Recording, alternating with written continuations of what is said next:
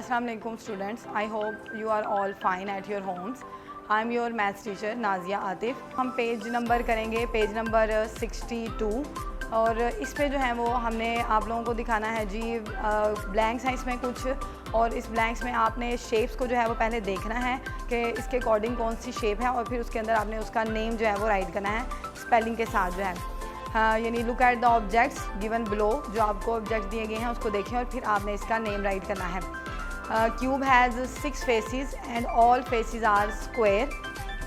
Dice is a dash, यानी dice जो है वो इज़ अ डैश। डाइस आपको जैसे पता ही है कि डाइस जो है वो स्क्वायर शेप में होता है, तो हम इसकी ब्लैंक में जो है वो स्क्वायर लगाएंगे, यानी dice is a square.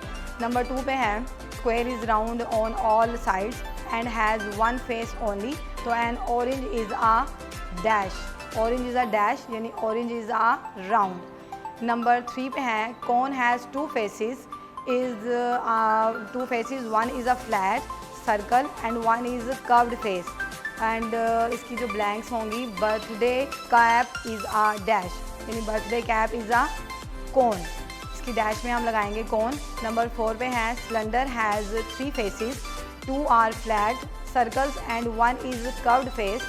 Can of a drink is a dash, तो इसकी डैश में हम लगाएंगे सिलेंडर। उसके बाद नेक्स्ट पेज हम करेंगे पेज नंबर 64। 64 में आपको कुछ ऑब्जेक्ट्स जो है वो बताए गए हैं और आपने put a tick on the objects that look like sphere, यानी जो सफ़ेयर हैं जो सफ़ेयर की तरह हमें नज़र आते हैं उनके ऊपर आपने टिक करना है। तो आपको 3 ऑब्जेक्ट्स यहाँ पे बताए गए हैं ऑप्शन में। नंबर 1 पे है जैसे पेस्ट, ऑरेंज एंड बनाना, तो लुक लाइक अ सफ़ेयर, तो आपने इसको टिक करना है इसके ऊपर। तो सफ़ेयर में पेस्ट तो आपको सफ़ेयर जो है वो लगेगी नहीं, क्योंकि सफ़ेयर जो है वो भी हम राउंड शेप को या सर्कल शेप को ही हम कहते हैं, और ऑरेंज जो है ये राउंड शेप में होता है, सर्कल में है। तो और उसके बाद नेक्स्ट जो है बनाना भी जो है वो आप लोगों को सफ़ेयर में जो है वो शेप में नहीं लगेगा। तो orange is a correct answer, तो आपने ऑरेंज के ऊपर जो है वो उसको टिक मार्क करना है, टिक कर देना है। नंबर 2 पे है आपके आपको 3 ऑब्जेक्ट्स फिर बताए गए हैं। इसमें है बैट, हॉर्स और क्यूब। तो बैट और हॉर्स और क्यूब में से आपने क्या करना है, put a tick on the object that look like a cube, जो क्यूब की तरह आपको दिखाई देगा उसके ऊपर आप टिक मार्क करेंगे। तो बैट भी आपको क्यूब की तरह नहीं लगेगा, क्योंकि क्यूब जो है वो भी तकरीबन स्क्वायर शेप टाइप जो है वो लगता है।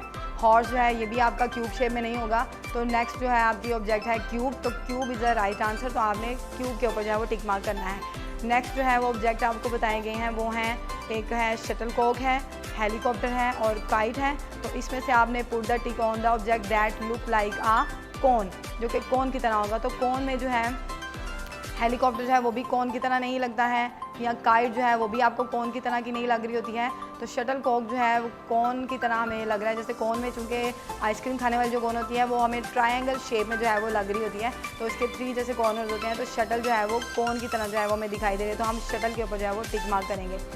नेक्स्ट जो है उसके ऑब्जेक्ट्स हमारे पास है रैकेट की, एक वाटर कूलर की और एक बॉल की। ये 3 ऑब्जेक्ट्स हैं, तो आपने put a tick on the objects that look like cylinder.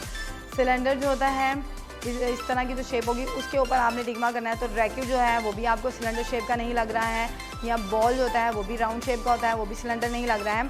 तो सिलेंडर जो है आपको जो हमारे पास जो वाटर कूलर है, यानी 3 शेप जो थी, एक रैकेट की, एक वाटर कूलर की और एक बॉल की। तो 3 ऑब्जेक्ट्स में से आपने सिलेंडर शेप जो है मालूम करना है। तो उसमें जो है जो वाटर कूलर है ये आपको सिलेंडर जो है वो उसकी शेप का लगेगा। तो आपने क्योंकि सिलेंडर होता है वो थोड़ा सा लॉन्ग में लंबा जो है वो लग रहा होता है, इसलिए सिलेंडर जो है इज़ द राइट आंसर, तो आप सिलेंडर को जो है वो टिक मार्क करेंगे। आई थिंक आपको शेप्स के बारे में अच्छे से पता चल गया होगा, तो आपने इसको ध्यान से जो है वो लर्न करना है इसको, और प्रैक्टिस जो है वो इसकी आपने करनी है इसको बना के भी। और घर के लिए जो आपकी होम असाइनमेंट होगी उसके लिए आपने पेज नंबर जो है वो 63 एंड 65 जो है वो होम असाइनमेंट होगी। आई होप कि आपको अच्छे से अंडरस्टैंड हो गया होगा। तो थैंक यू, अल्लाह हाफ़िज़।